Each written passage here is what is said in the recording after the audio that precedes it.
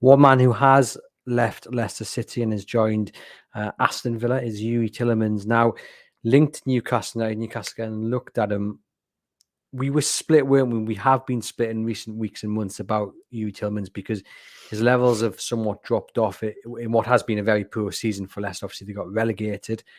Have Newcastle missed a trick there? Or do you think, given the reported sign-on fee and the reported wages, Newcastle's plan of not taking a bulldozer to the wage structure would have had to have gone out the window to sign him, and maybe it's not the worst deal to miss out on him? It's not one that I'm too bothered about missing out. And I remember actually talking on this podcast in January how I really wanted to sign him. But I think Maddison has flourished in this. Well, not flourished, but he's performed really well in this struggling Leicester team. Youri Tielemans has completely gone missing. Down the tools for long ago. There's so many occurrences where you've seen him walking about the pitch and he's slumped about, and I just think it's not the player you want.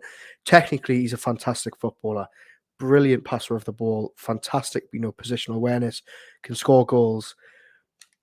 But it's not one that I looked at over the weekend and thought, Newcastle have really, really missed the boat there. I think 2 or 3 years ago, fantastic. But I think, as Craig says in the commentary, I'm just not sure if the attitude's right when the chips are down. Yeah, and Adam says, I don't think we have missed out. The old Newcastle has missed out, but not the current situation. Again, if there was a possibility of making that deal happen and it was right for Newcastle United, you very much get the feeling they would have gone and done that. Yeah, absolutely. I think, look, Newcastle have certainly held an interest to him for about 18 months, pretty much since the takeover happened. Villa will say, Villa are maybe in a slightly different junction than Newcastle. They're maybe a little bit behind. Yes, they've done fantastically well.